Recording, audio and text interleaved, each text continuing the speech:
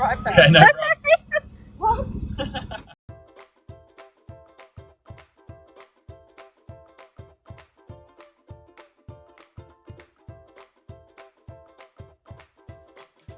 Hi everyone, we're here with Shakya. We're going to actually go and have a look at her property and go and see what she's been up to for the last 18 months and see what sort of transformations happened.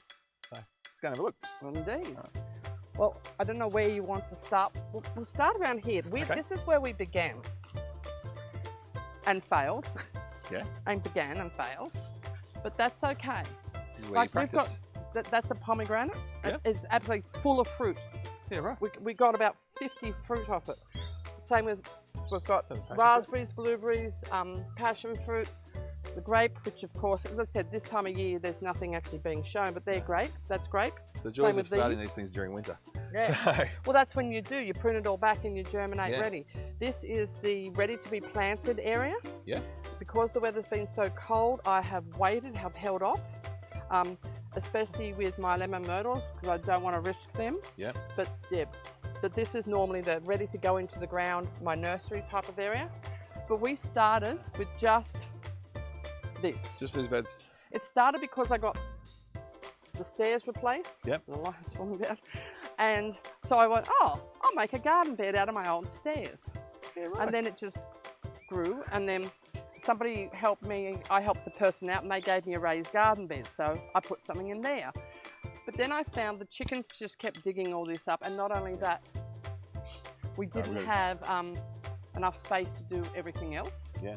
So there's strawberries on the other side, and there's another strawberry patch too. Oh, big plus. This is all year basil.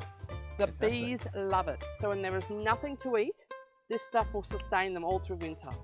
This rosemary, lavender, the blue flowers, they love it. It's perfect. So is that both your honeybees and the natives? Yes. Yeah. It's just amazing. Again, with the lemongrass, as you can see, it's gone ballistic. Jaboticata. I mean, I've got my 2 apple trees in there. I've got 1 more to come. Curry tree, elder flower. Yeah. There's another one we've just finished off doing, thanks to Sean. Yep. Sean Morrow from One Earth. From One Earth? Yes. My pond. Oh, wonderful. So I went to an open day with Sean Morrow from One Earth Landscaping, and he was talking about the importance of frog ponds. And interestingly enough, this is the first house we ever lived in. I hadn't built a pond because we had dams, and he said that completely different ecosystem. So based on his layout, this is what we call permanent water pond. Yep. So you have permanent waters and those that are temporary. Got to have the logs so they can get in and out. But all the birds love it. They stand on the log and they come in and they... I've been thinking about putting some fish in, but I'm worried about the birds actually eating it. So when I get more plants, then I will. I'm going to transplant some of the lilies out of the dam. Yeah, right. Yep. So give them more hiding spaces. Yes. Some of the really messy stuff like this is what we call a good bug garden. Yep. It's all just plants that the bugs love. Yeah. And the bugs come, that brings all the other animals that eat the bugs, and the good bugs get rid of the bad bugs. It's like keeping them out of the other stuff. Yeah. It's the first time I've had apple trees. Yeah, so right. This one and this one here, first time. So I'm hoping, because I love apple. What sort of time frame do you think you might have before you start fruiting? He reckons next year. Yeah, right. He said to be really careful because if the apple's too heavy, break it. Like he had a lemon tree there that was like this big. Yeah. And I had this giant lemon on it. He said, like, you know, these are the things. This is a nursery guy down on Tincan Bay Road. It's the Ross Creek Nursery. Ross Creek Natives. Yes. Yeah. Not natives. No, it's Ross Creek Nursery. Yeah, nursery with all the fruit trees. Yep. So then I thought I need to get into this area. It was completely overgrown. Yeah. And it was a nightmare. One thing I was really worried about being so close to the house was the fact that we had snakes. Yeah. Now they can go wherever they want, but I don't want them in the house because my daughter's petrified of snakes. Yep. So I started clearing and just going down. And then I'm like, oh, what can I do with this? So we'll actually walk down. Yeah. So I closed it off and started planting. So again, bee trees. Stuff in here, yeah. Oh yeah. So I've got lots of things that are waiting to fully establish that will cover it. And then there'll be a lot more shade. And then when that happens, we will still plant just spinach and all the things that what we call your annuals that we eat in underneath them. I see again with the lavender. Yeah. They love it So the bees are all and you've got to there get the now. right lavender for our climate. These were old buckets that had it broken or cracked. So I've just cut them in half and it stops the water just running straight down. That's a great idea. And it works, and the tomatoes just love it. Well, you can see that. Yeah, that's Rosella. I'm not sure if they're supposed to go like that or not, but No, they all have. They do. I think they're annual. Rightio, there you go. But they come up all of their own accord. But as I said, they'll drop all the seeds out of the heads as they break off. If you would like to come under our tree, this is our bird tree. As you can see, the birds see just that. love the tree. Yeah. I keep getting roused on because I'm not supposed to feed them, but I love my birds, and so that's a selfish thing for me. So I mean, they're just herbs like lemon balm. That's actually lime basil. It's delicious in any of your Asian cooking. Yeah. Most of this stuff though isn't planted, it just comes up. It's a different sort of sage too, isn't it? Yeah, it is. Yeah. Same with your thyme. I've got about 3 different varieties of thyme. Variegated thyme is awesome for keeping bugs off things, especially strawberries. Yeah, right. Wormwood. There's some really unusual ones as well. Yeah. But again, as I said, when I put all my compost in, like something's coming up there. Like a watermelon of some sort of? I'm not really sure. Again, I have tomatoes everywhere. Yeah. Because again, from the compost, asparagus, white yarrow. But if you can see from down here, it's quite a slope. Yeah. So I did spend a large portion of my time, as I said, in this great lunge, work, until you stand up, okay, change sides and down you go again. But you said it was, so you said it was all overgrown. Oh yeah. It was what sort of stuff was here? Was it just the... Lantana, privet. There was a dead mulberry tree, a very old one that had been completely covered in vines and things that were, I don't know a name of all of the weeds. I do know they were all bad ones. Yeah. And so, as I said, you couldn't walk in here. You couldn't do anything. We just started chipping away, digging out the roots as we could of the trees until we eventually gave up and got an excavator in. Yeah. So glad. Best $800 I ever spent. Yeah. Cleared the whole thing, fixed it, because we've got no clay. Okay. So it's great soil, but no clay. So you've got to set this right, otherwise you get erosion. Yes. So the pumpkins came up of their own accord. So what I did was I fenced that off to keep the water in there. Yeah. Like we've even got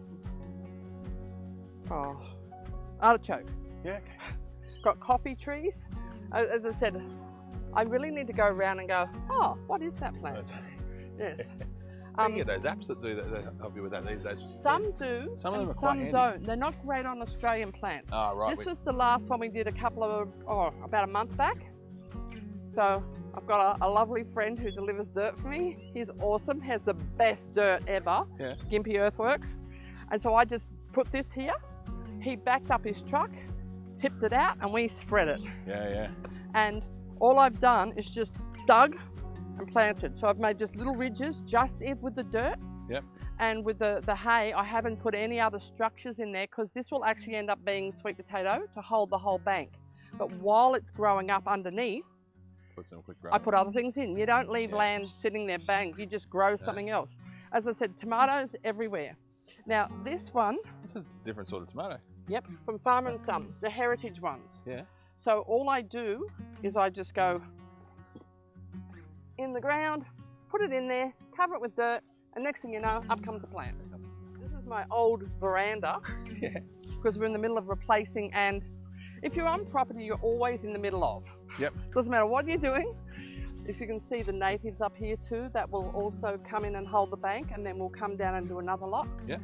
So yes, these are the loofahs, and I've only just found out that you're supposed to pick them like this now. Yeah. But I thought I'd leave it because you guys were coming. You guys should absolutely have a look at this. This is cool. So when you feel it, you can feel the skin's actually quite loose. So that's when you actually peel it. They do tell you to do it over a bucket so that you can actually collect all the seeds. But I find you really just have to wait. It's just still wet. When it's dry, that's when you do it. So inside, it's your loofah that you pay a fortune for. And these things, you can't stop them growing. Like you put them in and they just keep growing. When it first came up, I thought it was a cucumber. I didn't know what it was. Yeah, right. Until eventually, good old Google. Yep. I won't keep going, but you get the idea. You just let it dry out, and there's a whole bunch of seeds in there. You shake it over a bucket, they all come out. You've got yourself a loofah. That is full of lamandra. Yep. But other grasses are coming up as well. So what I do is, when I get another set of lamandra, I pull out an area, plant more. Yep. Pull out an area, plant more. Eventually, it'll take over all of that. Yep. If you're on property and you have water, lamandra, lamandra, lamandra. So what is lamandra? I'll show you if you like. Yeah, please. And I'm just in the process of this one now. Again, completely overgrown with bad grass. So I've dug it out and I found a frog colony in there.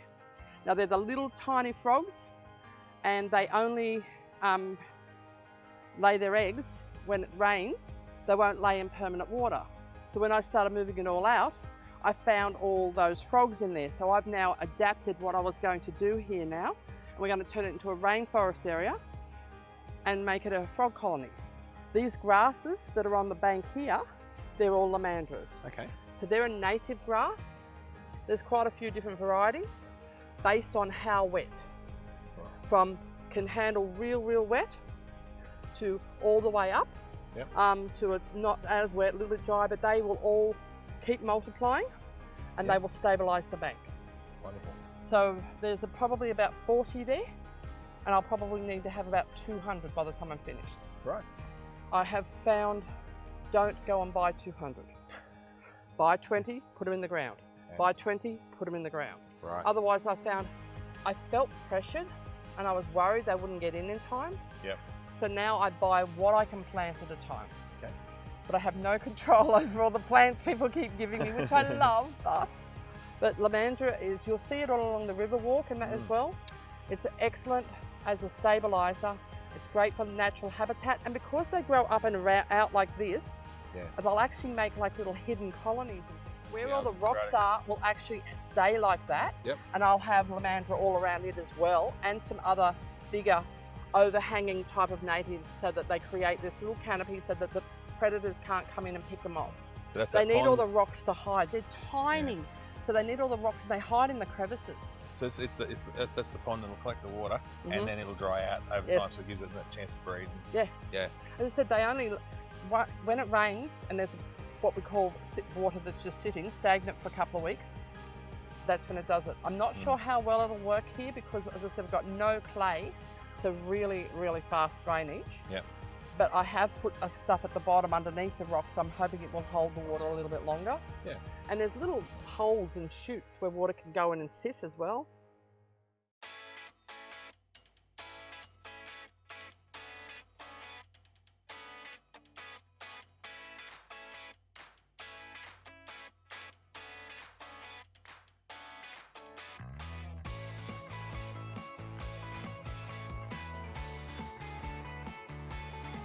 If you need rocks, come and see me.